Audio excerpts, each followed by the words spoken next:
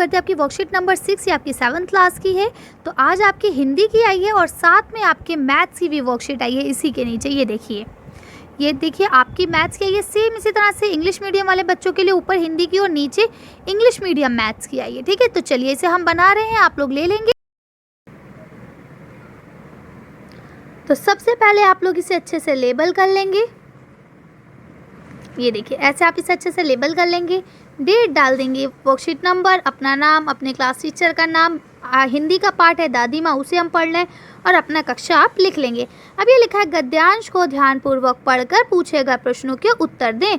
अब आपको यहाँ पे गद्यांश जो दिया गया है इसको अच्छे से पढ़ना है और जो आपसे सवाल पूछे जा रहे हैं उनका आपको जवाब देना है।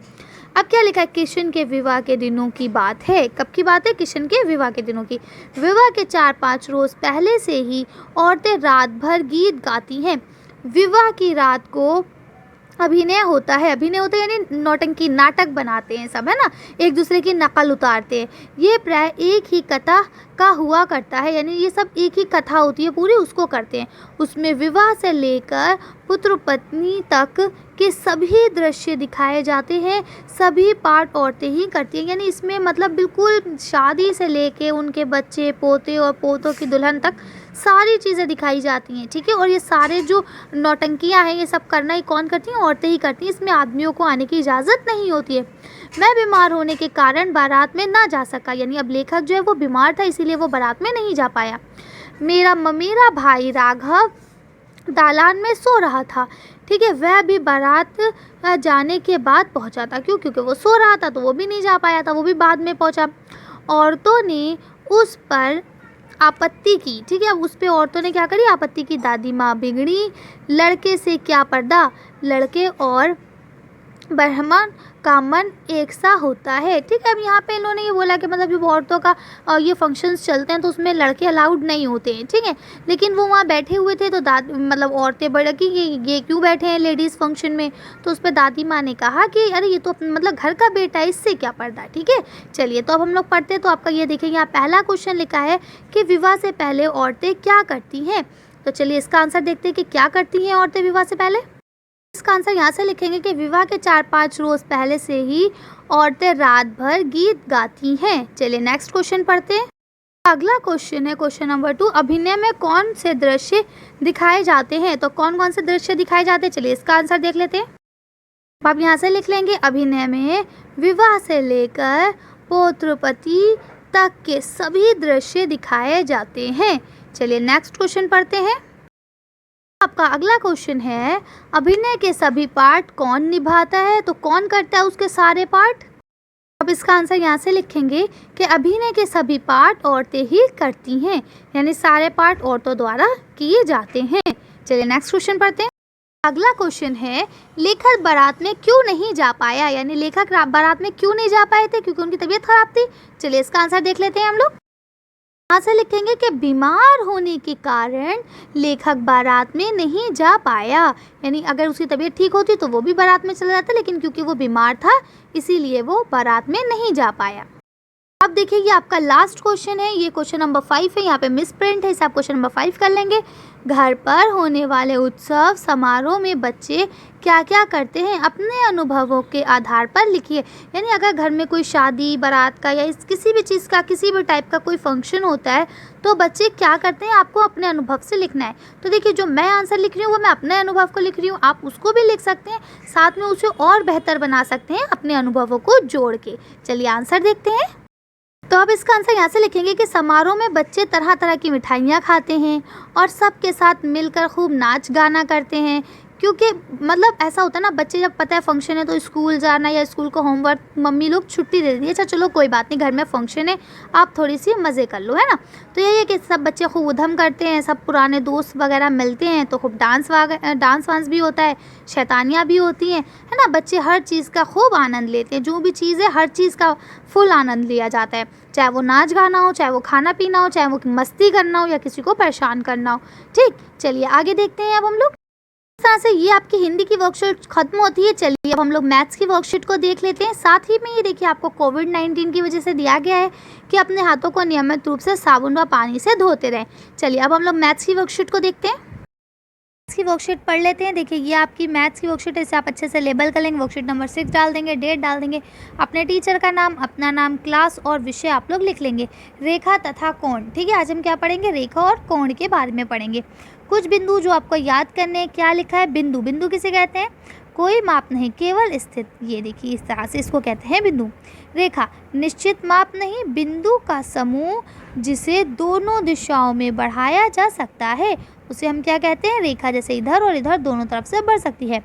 दो बड़े अक्षरों या एक छोटे अक्षर से दिखाया जा सकता है, जैसे देखिए यहाँ लिखा हुआ है XY या M, ठीक है, इस तरह से ये आपकी क्या कहलाती हैं, ये आपकी रेखाएं कहलाती हैं। रेखाखंड किसे कहते हैं, किसी रेखा का एक टुकड़ा जिसके दो अंत बिंदु हो, यानी कि अब ये इससे आगे नहीं बढ़ सकता। देखिए ये रेखाएं आपकी आगे बढ़ सकती है, इसे हम रेखा कहते हैं। ये फुल स्टॉप है, ये आगे नहीं बढ़ सकता, इसे हम रेखाखंड कहते हैं। रेखाखंड को अंग्रेजी के बड़े अक्षरों द्वारा दर्शाया जाता है, जैसे AB, ठीक। अब इसके बाद क्या लिखा है, किरण। अब किरण क्या है, किरण रेखा का एक हिस्सा है जिसका एक अंत बिंदु होता है, यानी कि उधर से नहीं बढ़ सकता लेकिन दूसरे तरफ से बढ़ सकता है, अन्य बिंदु को अपरिमित रूप से बढ़ा सकते हैं, यानी कि इस तरह से। देखिए जैसे इसे हम कैसे करते हैं, OP के संकेत द्वारा दर्शाया जाता है। ये जो आपको यहाँ दिखाया गया, ये इस तरफ से बढ़ेगी, इधर से नहीं बढ़ेगी। हमेशा याद रखिए जिस तरफ फुल स्टॉप होता है वो वहाँ से नहीं बढ़ सकती, जिधर एरो लगा होता है इसका मतलब भी ये उधर से बढ़ सकती है। अगर हमें ज़रूरत पड़े तो हम उसको बड़ा कर सकते हैं।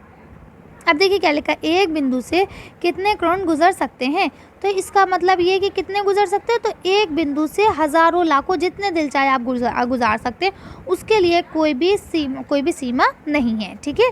अगला क्या लिखा है आपका, कोण। एक कोण दो कोण अथवा रेखाओं अथवा रेखाखंडों से मिलने से बनता है। एक कोण कैसे बनता है, जो दो रेखाओं से मिलके बनता है, या फिर दो कोणों से या रेखाखंडों से जोड़ के बनता है। अब आप देखिए ये एक रेखा, ये दूसरी रेखा, दो रेखा से मिलके बन गया आपका कोण, ठीक है ना, या रेखाखंड भी बोल सकते हैं। क्यों, इनकी ये साइड सील है, इधर से ये नहीं बढ़ सकती, इधर से ये बढ़ सकती हैं, तो इस तरह से आप ये लिख लेंगे। अब आगे क्या लिखा, एक सरल रेखा कोण हो सकती है। अब ये बताइए क्या एक सरल रेखा कोण हो सकती है, तो हाँ, एक सरल रेखा भी कोण हो सकती है 180 डिग्री की। ये देखिए ये आपकी सरल रेखा है, तो ये 180 डिग्री का कोण है, तो आप इसका आंसर क्या लिखेंगे, हाँ, हो सकती है, ठीक है। अब क्या लिखा है, पूरक कोण और संपूरक कोण। अब पूरक कोण और संपूरक कोण क्या होते हैं, देखिए पूरक कोण कहते हैं कॉम्प्लीमेंट्री एंगल को, जिसमें दो कोणों का माप 90 डिग्री होता है, ठीक है। और संपूरक कोण किसे कहते हैं, कि जब दो कोणों का माप 180 डिग्री होता है, ठीक। ये सब आपने अपनी क्लास में पढ़े होंगे, 6 क्लास में आपने पढ़े हैं, ये सब चीज़ आपको 6 क्लास में समझाई जाती है और 8 में आपको और ज़्यादा डिटेल से समझाया जाएगा, तो आप लोग अभी इसे पढ़ें। चलिए देखिए यहाँ क्या लिखा है, असनन कोण, ठीक है। ये कौन सा कोण होता है, ऐसे जो एक दूसरे से सटे हों, जैसे कि ये आपको बनाए, देखिए ये ऐसे करके एक कोण और इसी से मिला हुआ ये दूसरा कोण, ठीक है। आसन कोण में उष्ठ्यन सृष्टि और उभयान सृष्टि भुजाएं होती हैं, ठीक है। ये आपके बड़े खतरनाक वर्ड्स हैं। अब क्या लिखा है, कोण POR, ये देखिए यहाँ लिखा है POR, और उसके बाद ये देखिए क्या लिखा है ROQ। ये दो जो हैं ये आपके कौन से कोण हो गए, आसनन कोण हो गए। क्यों, क्योंकि ये दोनों कोण एक दूसरे से सटे हुए या जुड़े हुए हैं, ठीक। तो अब ये आपकी भुजाएं हो गई। देखिए यहाँ इन्होंने बता दिया कि किस तरह से इसकी भुजाएं होती हैं ये। अब देखिए आगे क्या लिखा है, रेखीय युग्म। रेखीय युग्म क्या होता है, लीनियर पेयर जिसे हम बोलते हैं, एक ऐसा असनन कोण है का युग्म है जो होता है जिसकी भुजाएं दो अभिष्निष्ठ विपरीत नहीं, यानी विपरीत दिशा में कोण होती हैं। जैसे अब आपकी एक रेखा इधर जा रही है, एक रेखा इधर जा रही है और बीच में एक और रेखा, इसमें दो कोण होंगे लेकिन दोनों की रेखाएं विपरीत दिशा में होंगी, ठीक है। तो इसको हम लोग कौन सा कोण कहते हैं, रेखीय युग्म कहते हैं। अब देखिए यहाँ पे आपको दिया गया है, आओ अभ्यास करें। अब आपको यहाँ बताना है, निम्नलिखित कोणों के नाम पहचान कर संकेत दिखाओ। अब बताओ ये कौन कौन सी चित्र है, ये कौन कौन से कोण है, आपको बताना है।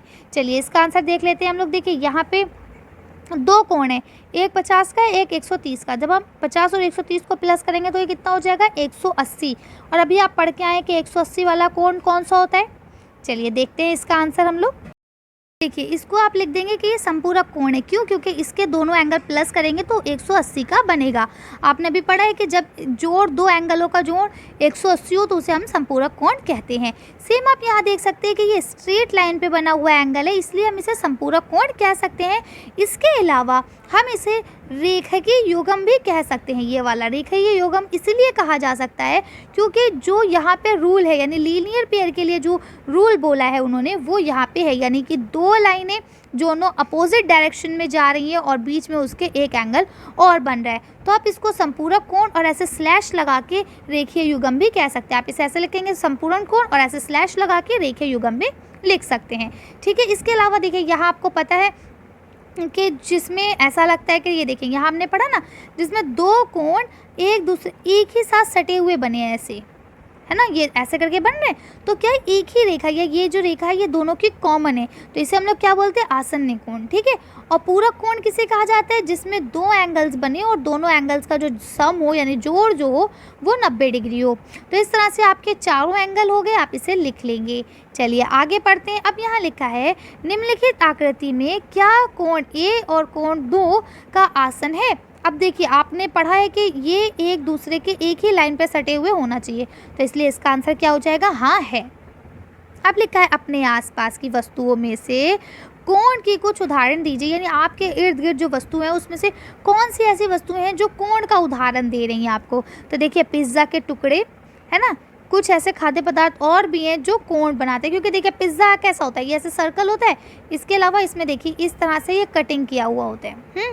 तो देखिए यहाँ पे ये आपके ये कोण बन रहे हैं, कोण नहीं बन रहे जी, तो ये आपके कोण है सारे। अब अगर आप देखें एक पिज़्ज़ा का पीस आपका इस तरह से होता है, तो देखिए ये कोण बना रहे हैं, नहीं बना रहा।